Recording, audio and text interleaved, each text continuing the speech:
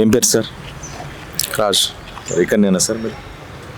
కరీంనగర్ అభివృద్ధి జరిగిందంటే ఎవరి వల్ల జరిగింది అనుకుంటారు? ఏ పార్టీ వల్ల జరిగిందని అనుకుంటారు మీరు? ఖచ్చితంగా కేంద్ర ప్రభుత్వం తీసుకొచ్చిన స్మార్ట్ సిటీ ప్రోగ్రాం వల్లనే జరిగింది. అంతకుముందు మన అండర్ గ్రౌండ్ డ్రైనేజ్ సిస్టమ్ కానీ, ఇంతకుముందు వర్షాలు పడితే చాలా ఏరియాలు మునిగిపోయేటి. ఇప్పుడు ఆ ప్రాబ్లం లేదు. ఎందుకంటే అండర్ గ్రౌండ్ సిస్టమ్ పూర్తయింది. స్మార్ట్ సిటీ ప్రోగ్రాం వల్ల వాళ్ళ నిధులు వచ్చినాయి. లేట్ వచ్చినాయా ముందు వచ్చినాయి, కానీ మొత్తానికి ఓవరాల్గా అయితే ఎంతో కొంత స్మార్ట్ సిటీ వల్లనే చేసింది. అట్లా ఇప్పుడు 12 ఇయర్స్ నుంచి చూసుకుంటే స్టేట్ గవర్నమెంట్ కరీంనగర్కు మేము ఇంత బడ్జెట్లో ఇంత ఇచ్చినామనే ప్రూఫ్ ఇక్కడ ఉందా వాళ్ళది? మున్సిపాలిటీకి కానీ కార్పొరేషన్ కానీ. సో ఖచ్చితంగా స్మార్ట్ సిటీ వల్లనే పూర్తయింది. సార్ అంటే మీకు ఎంపీ గారు ఎవరండి? బండి సంజయ్ ఎట్లా సార్, అంటే బండి సంజయ్ గారు పనితీరు ఎట్లా ఉంటుంది? స్థానికంగా అందరికీ ప్రజలకు అందుబాటులో ఉంటారా? అందుబాటులో ఉంటాడు, చేస్తారు. కానీ తను చేయాల్సింది ఏంటంటే ఇంకా అగ్రెసివ్గా ప్రభుత్వం చేసే తప్పుల మీద వెళ్ళాలని అనుకుంటున్నాం. సార్ ఇప్పుడు మీ ఎమ్మెల్యే గారు ఎవరండి? గంగుల కమలాకర్ గారు. సార్ గంగుల కమలాకర్ గారి పనితీరు ఎట్లా ఉంటుంది? ఓకే, తను అందరికీ కార్యకర్తలకు అందుబాటులో ఉంటాడు. కార్యకర్తలకు కానీ లోకల్ అందుబాటులో ఉంటాడు. వర్క్స్ పెండింగ్ అయితే జరగవు. సార్ ఇప్పుడు కాళేశ్వరం ప్రాజెక్టు మీద ఏదో ఒక చర్చ అయితే జరుగుతుంది రాజకీయంగా. కాళేశ్వరం ప్రాజెక్టు వల్ల తెలంగాణ ప్రజానీకానికి మంచి జరుగుతుంది అనుకుంటురా, చెడ లాభమా నష్టం అంటే ఏం చెప్పగలుగుతారు మీరు ఒక మాటలో? అది ఖచ్చితంగా లాభమే. రాజకీయ దురుద్దేశాలు రాజకీయంగా ఆలోచించి ఆ ప్రాజెక్టును కించపరిచి ఏదో చేయాలని లబ్ధి పొందాలని చూస్తారు కాంగ్రెస్ వాళ్ళు. అలా ఇప్పుడు మొన్ననే లేటెస్ట్గా న్యూస్ చూసుంటారు. ప్రాణహితలో ఇప్పుడు ప్రజెంట్ ఎక్కడ వర్షాలు లేవు, వరద మాత్రం అక్కడ వస్తుంది. అంటే అర్థం ఏంటి? వాళ్ళకి ప్లాన్ అయితే కరెక్టే అన్నట్టే కదా. చిన్న చిన్న పొరపాట్లు అయినాయి. 3 సంవత్సరాలు అయింది. ఆఫ్టర్ అలా రిపేర్ చేయలేదు. మనం చేసి ఉంటే ఇప్పుడు ఎంతో కొంత యూజ్ అయ్యేది కదా. సో అది ప్రాజెక్టును కించపరచడం అనేది తప్పు కాదు. ఎంతసేపు నేను కేసీఆర్ చేయబట్టే పాలన సరిగా చేస్తలేను, కేసీఆర్ 1 సంవత్సరం నమ్ముతారు, 2 సంవత్సరాలు నమ్ముతారు. ఆల్రెడీ 3rd ఇయర్ ఎంటర్ అవుతుంది. నేను కేసీఆర్ చేసిన అప్పుల వల్లనే చేస్తున్నాను. అప్పుల వల్లనే చేసేది ఉంటే నువ్వెందుకు వృధా ఖర్చు చేస్తున్నావు? మెట్రో రైలు తీసుకున్నావు, 16,000 కోట్లు 8,000 కోట్లు అప్పు చేసి గవర్నమెంట్ను తీసుకుంటా అని చూస్తున్నావు. ఎందుకు నీకు అవసరం? అది వాళ్ళు నడపరా? ఎందుకు నీకు? భవిష్యత్తులో ఆ మెట్రో రైలు ఫ్రీ చేద్దామనే దురుద్దేశంతో తీసుకున్నాడు. అంతేనా కదా? నాకేసి అయితే అదే పక్క అవసరం. నీకు నిజంగా కేసీఆర్ అప్పు చేసిండని తిడుతున్నావు. నీకెందుకు మెట్రో రైలు? ఆ 6,000 కోట్లతో ఎన్నో వర్క్స్ ఉంటాయి కదా, పెండింగ్ వర్క్స్ పూర్తి చేయొచ్చు కదా. కాంట్రాక్టర్లు మొత్తుకుంటున్నారు, వర్క్ చేసిన వాళ్ళు, వాళ్ళకి క్లియర్ చేయొచ్చు కదా. అన్నీ ఏదో నేను ఇంకా 5 సంవత్సరాల దాకా కేసీఆర్ చేయబట్టి ఏదో ఇచ్చిన, కేసీఆర్ తప్పు రాంగ్ డిసిషన్ అయినది అలా అనుకుంటున్నాడేమో, కానీ ప్రజలు పిచ్చోళ్ళు కాదు. అందులో తెలంగాణ ప్రజలు అసలే పిచ్చోళ్ళు కాదు.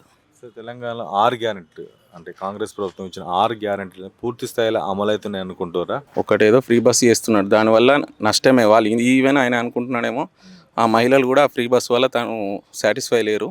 అండర్ గ్రౌండ్ తను సర్వే చేసుకుంటే తెలుస్తుంది. బస్సులో వాళ్ళ కార్యకర్తలను వాళ్ళని పంపిస్తే తెలుస్తుంది. ఎందుకంటే బస్సులో ఉన్నాం కాబట్టి ఈవెన్ వాళ్ళు కూడా తిడుతున్నారు. ఎందుకంటే నెంబర్ ఆఫ్ ఇప్పుడున్న పరిస్థితులలో పబ్లిక్ ఫుల్ నిలబడిపోయే అంత ఓపిక ఎవరికి లేదు. వాళ్ళ వర్క్ బిజీలలో ప్రతి బస్సు నిలబడిపోయే పరిస్థితి. మగవాళ్ళు అయితే కంప్లీట్ తిడుతున్నారు. లేడీస్ కూడా వాళ్ళకి ఇరుకు ఏంది పరిస్థితి అన్నట్టు తయారైంది వాళ్ళది కూడా పరిస్థితి. కరీంనగర్లో అంటే బెస్ట్ పొలిటీషియన్ అంటే ఎవరని చెప్పగలుగుతారు?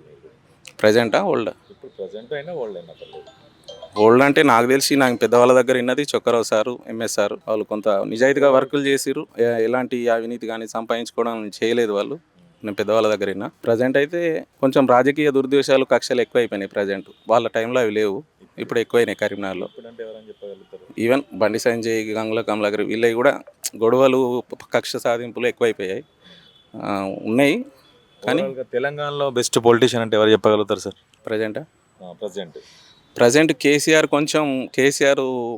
తన అంటే కేసీఆర్కున్న సబ్జెక్టు, కేసీఆర్కున్న చేయాలి తెలంగాణ గురించి తెలిసిన నాలెడ్జ్ ఎవరికి లేదు ప్రజెంట్ తెలంగాణ. కానీ తను కొన్ని చిన్న పొరపాట్లు, పేపర్లు లీక్ అయినప్పుడు స్పందించకపోవడం, పబ్లిక్ అహంకారం అనే అది వెళ్ళిపోయింది. అది తగ్గించుకుంటే స్టిల్ తనే బెస్ట్ పొలిటీషియన్. సార్ కరీంనగర్లో బీజేపీ బలం పెరుగుతుందా లేకుంటే మళ్ళీ బీఆర్ఎస్ ఏమైనా పుంజుకుంటుందా కరీంనగర్లో? బీజేపీ బలం బీజేపీకి ఓటేయాలని ఉంది. వాళ్ళ నాయకులు సఖ్యతగా లేరు, అది క్లియర్గా కనబడుతుంది. ఇంతసేపు వాళ్ళ నాయకులలో ఇప్పటికి అధికారమే లేదు. నేనైతే బాగుండు అనే ఫీలింగ్లో ఉన్నారు వాళ్ళు. మోడీ అనే బ్రాండ్ను అన్ని రాష్ట్రాలు ఉపయోగించుకుంటారు వీళ్ళు తప్ప. మోడీ ఇమేజ్ను ఉపయోగించుకొని ఒరిస్సా, వెస్ట్ బెంగాల్ ఇలా చాలా ఏరియాలు అసలు బీజేపీ రాదన్న ప్లేసులు కూడా బీజేపీ వచ్చింది. తెలంగాణలో ఎంతో కొంత ఆర్ఎస్ఎస్ బలం ఉంది, అయినా కూడా వాళ్ళు గెలవట్లేదంటే బికాస్ వాళ్ళ సఖ్యత లేకపోవడమే. బీఆర్ఎస్ భవిష్యత్తు ఎలా ఉండబోతుంది సార్? మళ్ళీ అధికారంలోకి ఏమైనా వచ్చే అవకాశాలు ఉన్నాయా? ఎలక్షన్స్ ఇప్పటికిప్పుడు మళ్ళీ జరుగుతాయి కనుక బీజేపీ ఇలాగనే ఉంటే బీఆర్ఎస్ఏ వచ్చే ఛాన్స్ ఉంటుంది. టఫ్ ఫైట్ ఉంటుంది. రేవంత్ రెడ్డి రాజకీయంగా తక్కువ మనిషి ఏం కాదు. బట్ తను అనుకుంటుండు ఇంకా కేసీఆర్ని తిట్టే నేను అధికారంలోకి వస్తాను, అది మాత్రం రాంగ్ డెసిషనే అవుతుంది. తన తర్వాత తెలుస్తుంది తనకు అది. సార్ ఓవరాల్గా లాస్ట్కి వచ్చాను సార్. పూర్తి స్థాయి అంటే తెలంగాణ అంటే మన ఇప్పుడు ప్రజెంట్ అయితే కాంగ్రెస్ గవర్నమెంట్ వచ్చి దాదాపుగా 3 సంవత్సరాలు అవుతుంది. ఈ 3 సంవత్సరాల్లో రేవంత్ రెడ్డి సర్కార్ పట్ల మీరు సంతృప్తిగా ఉన్నారా? ఎట్లా ఉన్నది? నేను ఇప్పటివరకు ఆ 3 ఇయర్స్ పాలనలో నేను ఏదన్నా ఆయనకు ప్లస్ మార్క్స్ ఇస్తా అంటే ఎంప్లాయీలకు, వర్కర్స్కు ఫస్ట్ రోజు శాలరీ సెట్ చేసాడు. మళ్ళీ అదొకటి నేను ఓకే ఒప్పుకుంటాను. ఇక మిగతా అన్ని విషయాల రాంగ్ డిసిషన్స్. ఇక ఫ్రీ స్కీమ్స్ అనేది అన్ని పార్టీలు ఇస్తున్నాయి, దాని మీద డిస్కషన్ వేస్ట్. శాలరీస్ ఒకటి సెట్ చేశాడు. ఇక మిగతా వర్క్స్ అన్నీ ఇంత అగ్రికల్చర్ కానీ ఇంకా వాటి మీద కరెక్ట్ అవగాహన లేదని నేను అనుకుంటున్నా. పూర్తి భాగంలో ఇన్వాల్వ్ అవుతలేడు. సార్ ఇప్పటికిప్పుడు ఎలక్షన్లు కనుక జరిగితే కనుక ప్రస్తుతం ఉన్న మీ ఎమ్మెల్యే గారు గంగుల కమలాకర్ గారు మళ్ళీ ఏమైనా గెలిచే అవకాశాలు ఉన్నాయా కరీంనగర్లో? ఇప్పుడే అది చెప్పలేము, బట్ టఫ్ ఓట్ అయితే ఉంటుంది. ఒకవేళ ప్రధానంగా ఒకవేళ టఫ్ అంటే ఏ రాజకీయ పార్టీల మధ్య ప్రధాన పోటీ ఉంటారు? 3 పార్టీల మధ్యలో ఉంటుంది. ఎందుకంటే కాంగ్రెస్ పార్టీ కూడా స్ట్రాంగ్ పర్సన్ కాబట్టి 3 పార్టీల మధ్యలో. లాస్ట్ టైం కాంగ్రెస్ పోటీ లేదు ఇక్కడ, సో ఈసారి కొంచెం పోటీ ఇస్తుంది కంపల్సరీ, పర్సన్ స్ట్రాంగ్ లీడర్ కాబట్టి. Thank you sir.